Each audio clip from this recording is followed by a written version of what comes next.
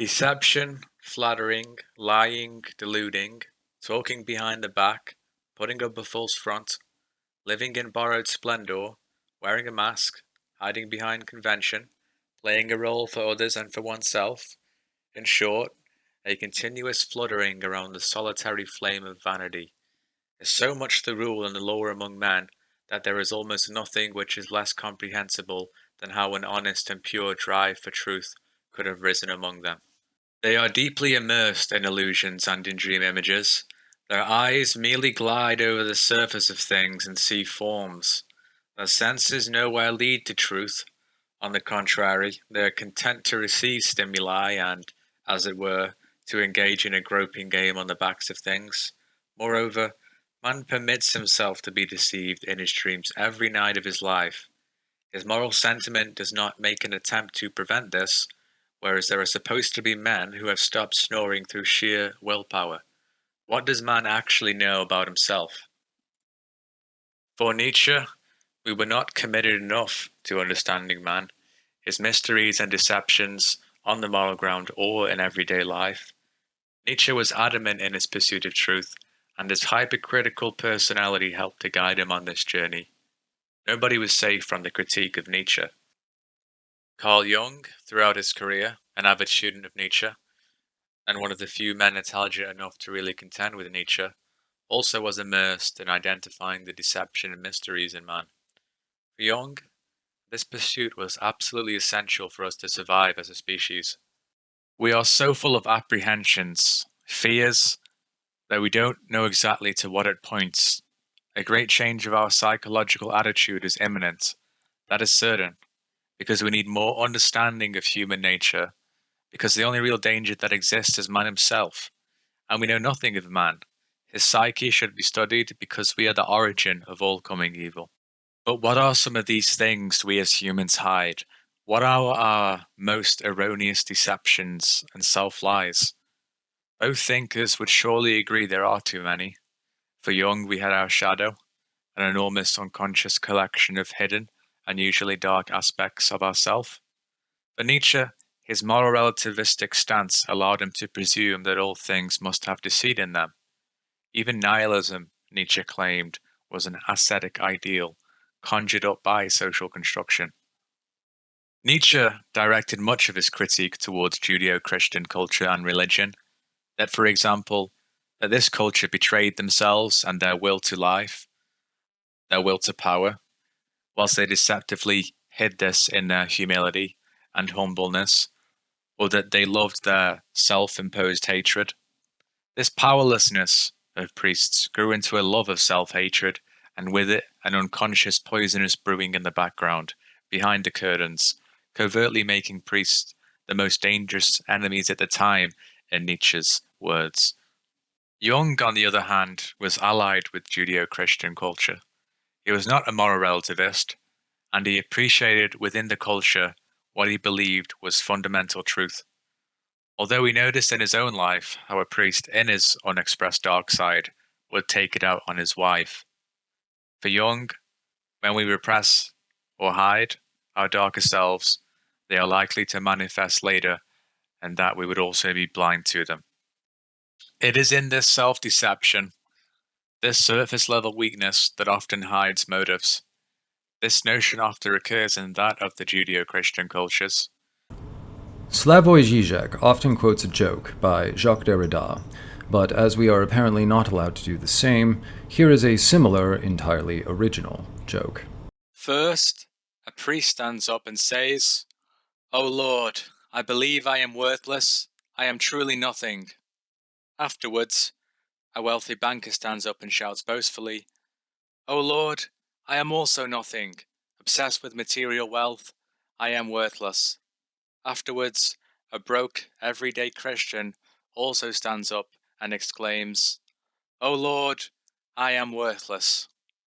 The wealthy banker knees the priest and whispers in his ear with distaste, "What nonsense! Who is this person who dares to pronounce that he is worthless too?" Precisely, here is how humility, humbleness, and weakness can be abused on the social level to hide the discrepancies within hierarchies. This can happen anywhere, not just in Judeo-Christian culture. Your boss at work, for example, acting overly friendly to hide such discrepancies. For Nietzsche, it was also the excessively adamant spreaders of equality which hid a dark side because of their powerlessness, much like his thoughts on the hiding of malevolence in Christianity. The excessively virtue-signaling advocates of equality for Nietzsche often were hiding resentment and envy, which perniciously grew through a megalomaniac secret brewing of willpower until its penultimate eruption into the overthrowing of the more privileged and those who deny equality's quasi-utopian reign. There it comes willingly. Welcome, Tarantula. Your triangle and symbol sits black on your back, and I also know what sits in your soul. Revenge sits in your soul. Wherever you bite, black scabs grow. Your poison makes the soul whirl with revenge.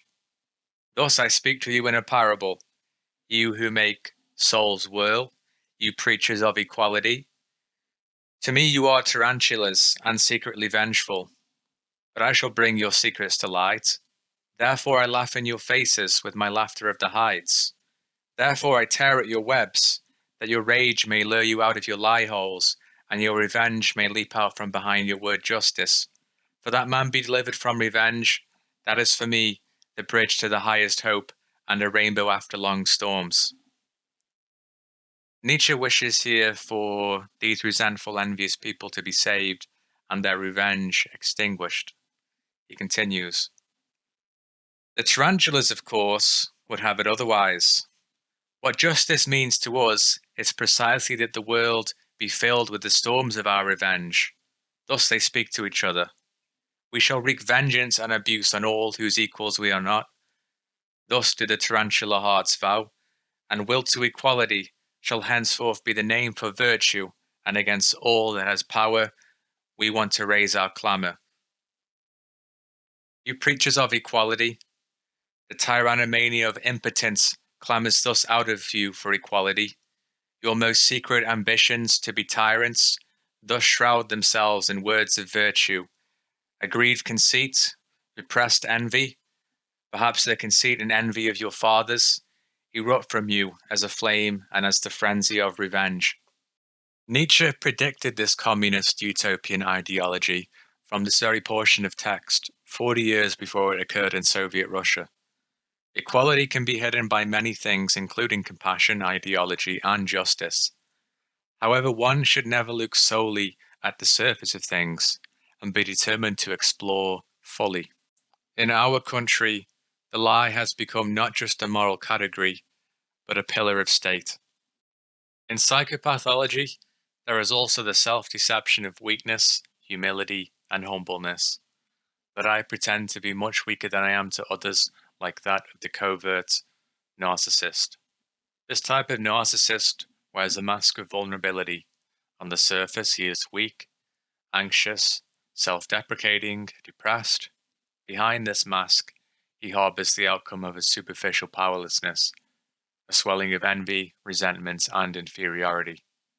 Trampled on enough, he switches to the grandiose, rabid primary psychopath. The covert narcissist is far more dangerous than the grandiose narcissist for Vaknin. One is the wolf, the other the fox, and it is the fox that is far more cunning by hiding his motives.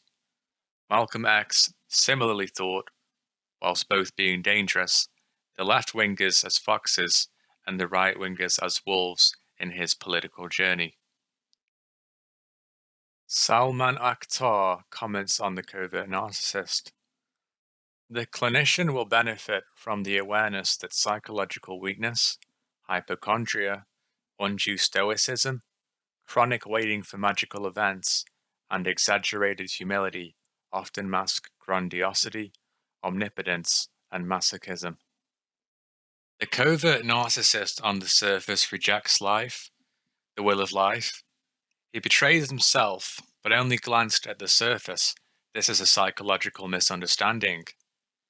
Don't make the mistake of thinking that this rejection of life had grown out of the denial of immoral behavior, or that he is a poor, weak puppy, or that he is only a victim. No, the opposite is true. This rejection of life grew out of his love of hatred of himself and others. Remember, he would be a tyrant if only he had power. Deception needn't always be acted only using weakness. The story Hansel and Gretel depicts how a nice old lady in the woods with candy can also deceive us. Or Snow White when she is given that incredibly tempting apple. Or Eve in her delectable delight upon the sight of the snake's fruit. Of course, most contemporarily, women know deception with niceness, as it's exactly where the conceptual origins of nice guy transpired. So on. Be cautious of those who act overly weak or nice on the surface. They often hide themselves like a curtain of shades, and when provoked or having acquired their goal, reveal themselves in the most poisonous manner. The way people deceive themselves most particularly is they leave what they're ignorant about unexamined.